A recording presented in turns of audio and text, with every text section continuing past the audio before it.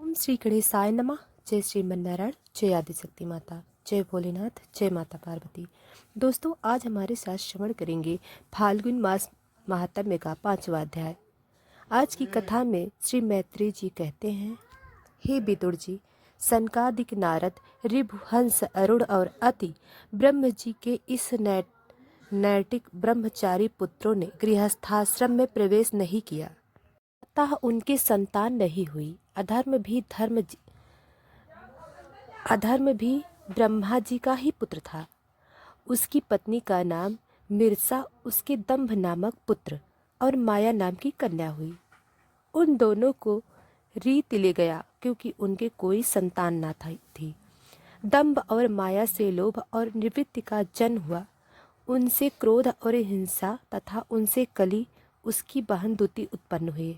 साधु शिरोमणि फिर दूती से कली ने भय और मृत्यु को उत्पन्न किया और उन दोनों के संयोग से यातना और निर का जोड़ा उत्पन्न हुआ। निष्पाप विदुर जी, इस प्रकार मैंने संक्षेप में मैं तुम्हें प्रलय कारण का रूप या अधर्म वंश सुनाया। यह अधर्म का त्याग कराकर पुण्य संपादन में हेतु बनता है, अतः इसका वर्णन 3 बार सुनकर मनुष्य अपने मन की मलिन दूर कर लेता है। गुरु नंदन, अब मैं विष्णु हरि के अंश ब्रह्म जी के अंश से उत्पन्न हुए पवित्र कीर्ति महाराज स्वयंभू मनु के पुत्रों के वंश का वर्णन करता हूँ। महारानी शत्रुपा और उसके पति स्वयंभू मनु से प्रिय व्रत और उत्तनपाद या 2 पुत्र हुए। भगवान वसुदेव की कला से उत्पन्न होने के कारण ये दोनों संसार की रक्षा में तत्पर रहते थे। उत्तानपाद के सुनीति और सुरुचि नाम की 2 पत्नियां थीं। उनमें सुरुचि राजा को अधिक प्रिय थी। सुनीति, जिसका पुत्र ध्रुव था, उन्हें वैसी प्रिय नहीं थी। एक दिन राजा उतान व सुरुचि के पुत्र उत्तम गोद को गोद में बिठाकर प्यार कर रहे थे। उसी समय ध्रुव ने भी गोद में बैठना चाहा, परंतु राजा ने उसका स्वागत नहीं किया। उस समय घमंड से भरी हुई सुरुचि ने अपनी अस्थ के पुत्र ध्रुव को महाराज की गोद में आने का यत्न करते देख उसके सामने ही उसे डर भरे शब्दों से कहा, बच्ची, तू राज सिंहासन पर बैठने का अधिकारी नहीं है। तू भी राजा का बेटा है। इससे क्या हुआ? तुझको मैंने अपने में धारण नहीं किया। तू अभी नादान है। तुझे पता नहीं है कि तूने किसी दूसरी स्त्री के गर्भ से जन्म लिया है, तभी तो ऐसे दुर्लभ विषय की इच्छा कर रहा है। यदि तुझे राज सिंहासन की इच्छा है तो तपस्या करके परम पुरुष श्री नारायण की आराधना कर और उनकी कृपा से मेरे गर्भ में आकर जन्म ले। श्री मैत्री जी कहते हैं, विदुर जी जिस प्रकार डंडे की चोट खाकर शाम पुकार मारने लगता है, उसी प्रकार अपनी सौतेली माँ के कठोर वचनों से घायल होकर ध्रुव क्रोध के मारे लंबी लंबी सांसें लेने लगा। उसके पिता चुपचाप यह सब देखते रहे, मुझसे एक शब्द भी नहीं बोले। तब पिता को छोड़कर ध्रुव रोता हुआ अपनी माता के पास आया। उसके दोनों होंठ फड़क रहे थे और वह सिसक सिसक कर रो रहा था। सुनीत ने बेटे को गोद में उठा लिया और जब महल के दूसरे लोगों से अपनी सुरुचि से कही हुई बातें सुनी, तब उन्हें भी बड़ा दुख हुआ। उसका धीरज टूट गया। वह दावा नल से जली हुई बेल के समान शोक से संसप्त होकर मूर्छा हो गई और विलाप करने लगी। सौत की बातें याद आने से उसके कमल शरीर के नेत्रों में आंसू भर आए और बेचारी को अपने दुख का कहीं अंत नहीं दिखाई देता था। उसने गहरी सांस लेकर ध्रुव से कहा, बेटा, तू दूसरे के लिए किसी प्रकार के अमंगल की कामना न कर। जो मनुष्य दूसरे को दुख देता है, उसे स्वयं ही उसका फल भोगना पड़ता है। सूरज ने जो कुछ कहा ठीक ही है, क्योंकि महाराज को मुझे पत्नी तो क्या दासी स्वीकार करने में भी लज्जा आती है। तूने मुझे मंद भागिनी के गर्भ से जन्म लिया है और मेरे ही दूध से तू पला बढ़ा है। बेटा, सूरज ने तेरी सौतेली माँ होने की बात भी बिल्कुल ठीक ही कही है। अतः यदि राजकुमार उत्तम के समान राज सिंहासन पर बैठना चाहता है तो देश भाव छोड़कर उसी का पालन बस श्री नारायण भगवान के चरण कमलों की आराधना में लग जा।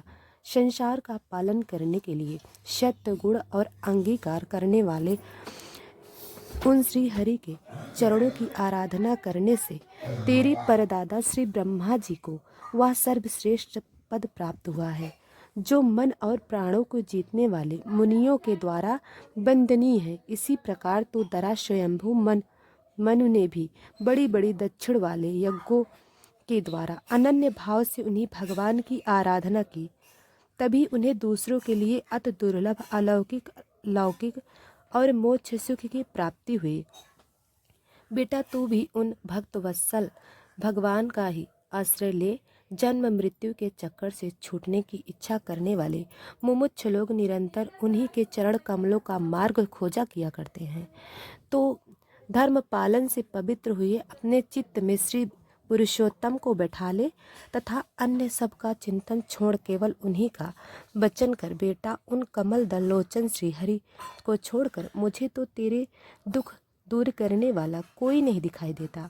देख, जिन्हें प्रसन्न करने के लिए ब्रह्मा आदि अन्य सब देवता ढूंढते रहते हैं, वे श्री लक्ष्मी जी के दीपक की भांति हाथ में कमल लिए निरंतर उन्हीं श्री हरि की खोजा किया करते हैं। श्री मैत्री जी कहते हैं, माता सुनीति ने जो वचन कहे वे अभीष्ट वस्तु की प्राप्ति मार्ग दिलाने वाले थे।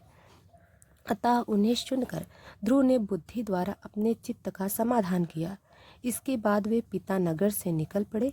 यह सब समाचार सुनकर ध्रुव क्या करना चाहता है, इस बात को जानकर नारद जी वहां आए। उन्होंने ध्रुव के मस्तक पर अपनी पाप नाशक कर कमल फेरते हुए मन ही मन विस्मित होकर कहा, अहो, क्षत्रियों का कैसा अद्भुत तेज है। वे थोड़ा सा भी मानभंग नहीं कर सकते।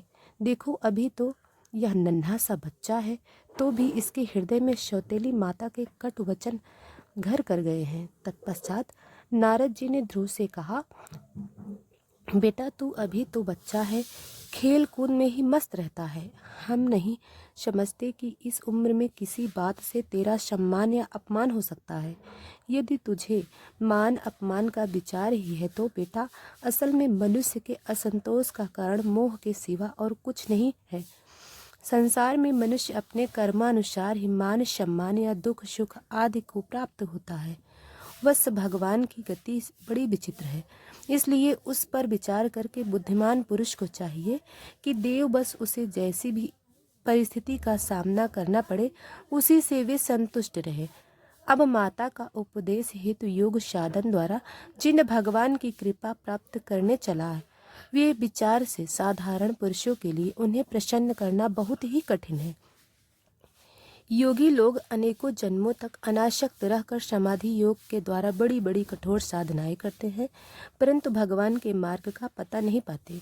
इसलिए तू यह व्यर्थ का हठ छोड़ दे, घर लौट जा। बड़ा होने पर जब परमार्थ साधन का समय आवे तब उसके लिए प्रयत्न करने ला। विधाता के इस विधान के अनुसार सुख दुख जो भी कुछ प्राप्त हो, उसी के चित्त को संतुष्ट रखना चाहिए। पुरुष मोह में संसार का पार हो जाता है। मनुष्य को चाहिए कि अपने से अधिक गुणवान को देखकर प्रसन्न हो, जो कम गुण वाला हो उसे पर दया करें, और जो अपने समान गुण वाला हो उससे मित्रता का भाव रखें, या स्वयं से उसे दुख कभी नहीं दबा देना चाहिए। ध्रुव ने कहा, भगवान सुख दुख के जिनका चित्त चंचल हो जाता है, उन लोगों के लिए आपने कृपा करके शांति का यह बहुत अच्छा उपाय बतलाया है, परंतु मुझ जैसे अज्ञानी हो की दृष्टि यहाँ तक पहुँच नहीं पाती। इसके सिवा मुझे गौड़ क्षत्रिय स्वभाव प्राप्त हुआ है, अतः मुझ में विनय का प्रायः अभाव है। सुरुचि ने अपने कटु वचन रूपी बाणों से मेरे हृदय को विद्र कर डाला है, इसलिए उसमें आपका यह उपदेश नहीं ठहर पाता। ब्रह्मांड में मैं इस पद का अधिकारी बनना चाहता हूँ जो त्रिलोक में सबसे श्रेष्ठ है तथा जिस पर मेरे बाप दादा और दूसरे कोई भी आरू नहीं हो सकते हैं। आप मुझे उसी के प्राप्ति का कोई अच्छा सा मार्ग बतलाइए।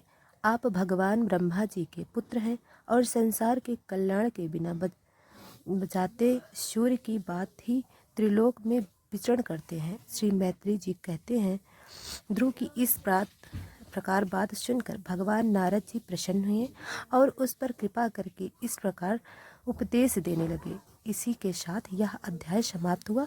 दोस्तों अब अगला अध्याय हम कल सुनाएंगे। अभी तक लाइक सब्सक्राइब नहीं किया है तो अभी कर लें।